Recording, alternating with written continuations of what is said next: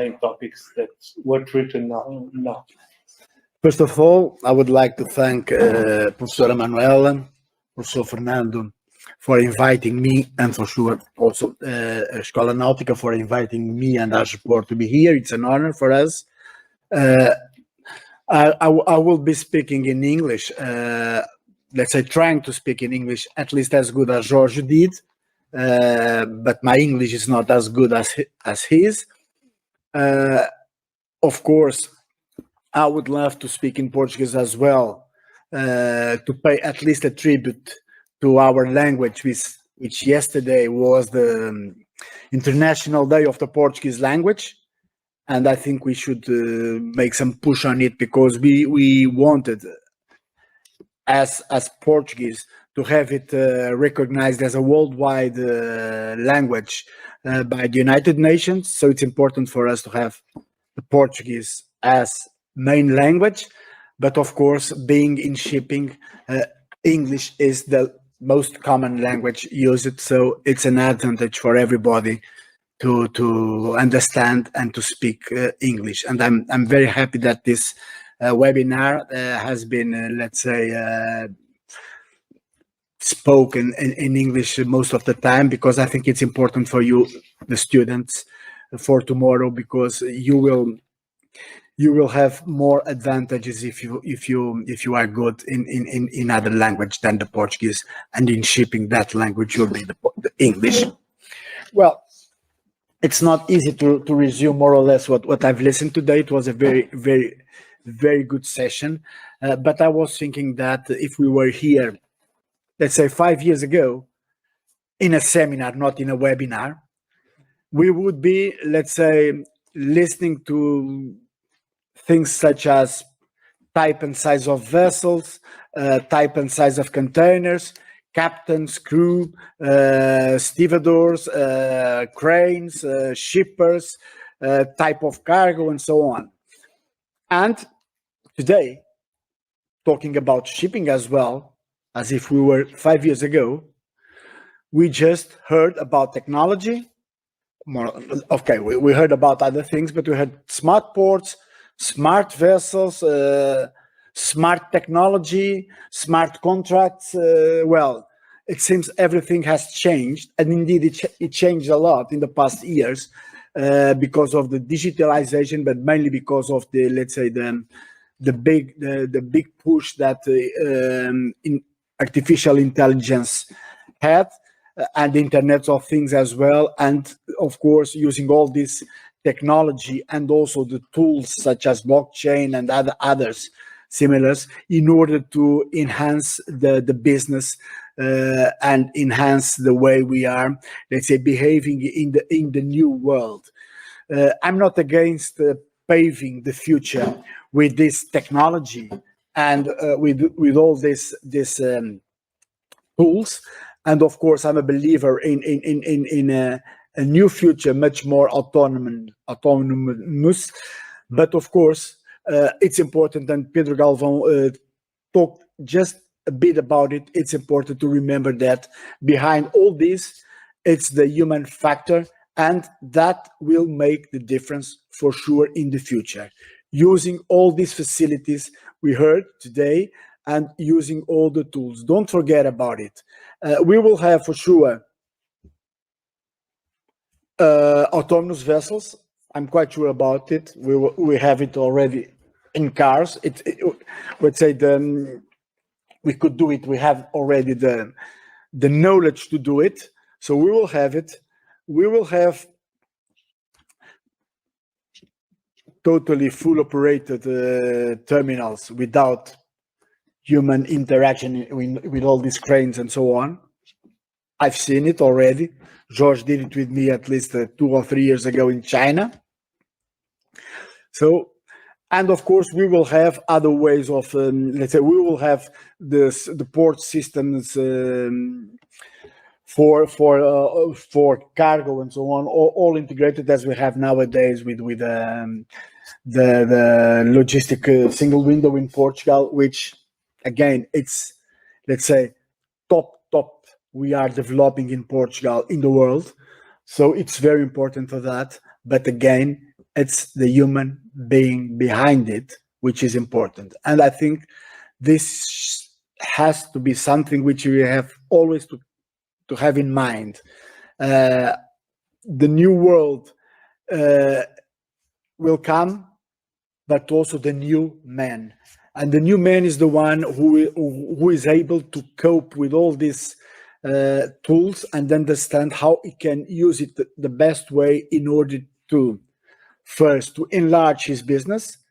Let's say we heard about data and so on, and everybody's looking for data for that, for working the data in such a way that it could enlarge his business. And of course, to facilitate all the trade itself. And at the end of the day, because this is the most important thing, to keep and to bring the costs down. This is always what we are looking for. So we have also a problem let's say in shipping, which is how do we move a ship from place A to place B with no emissions. And this is still a problem today because, of course, we are talking about gas, hydrogen and things like that, but we still don't know exactly what will be the one we will use in future. All these are, let's say, for a time limited, but nobody believes that they will be the final solution. And the problem is that we are building now vessels for the future, still without knowing what will be, let's say, the final way to build the vessels in order to have no emissions at all. And in shipping, we have the vessel. It lasts for 25, 30 years. So it's really unpredictable to know how is it going, how do we expect the ships to be in the future. As well, and we heard about today as well, logistics chains, there will be, let's say, a trend for changing for sure. I think this pandemic we are in the middle of yet showed us that production and consumption, they could not be, and let's say, so far one from the other. We will have to change a lot of things, and this, of course, has an impact in the size of the vessels as well. Because if we are not transporting from, let's say, from China to Europe or United States, so big volumes, why are we, let's say, enlarging the container vessels? So, of course, this is also something which we should be thinking about. And of course, other issues such as 3D and prints and things like this will have an impact in the future of shipping for sure.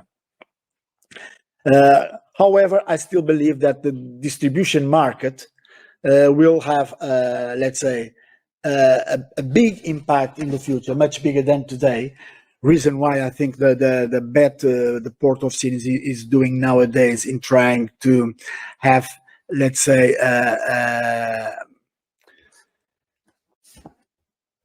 to have the logistic zones in such a way that it will be possible to finalize products in order to distribute the products for the region, for the main region of Europe, if you want.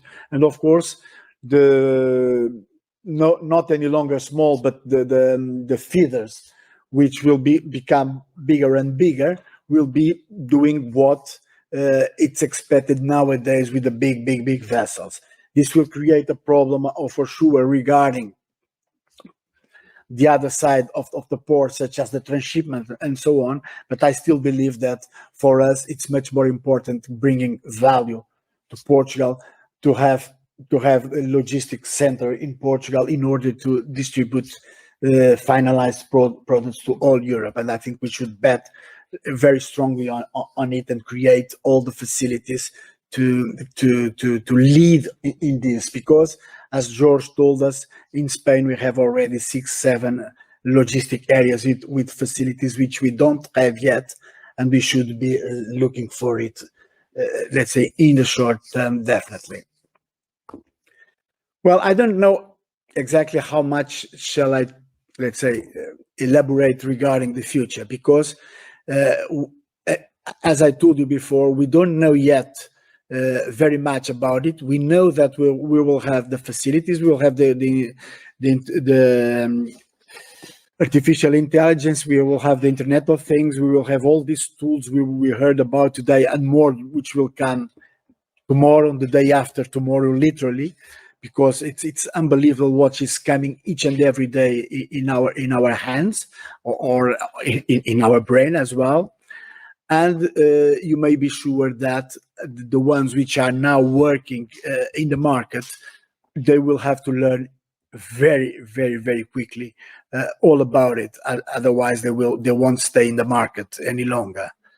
I would like to finish, let's say, this part. I don't know if I have another time to speak, but to say to the ones which are seated over there that you are more than welcome to come, because we are, let's say, not going younger, and we need new people with new ideas, but people behind this business. Thank you.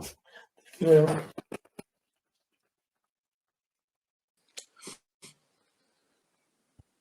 Thank you very much, Dr. Belmar Costa.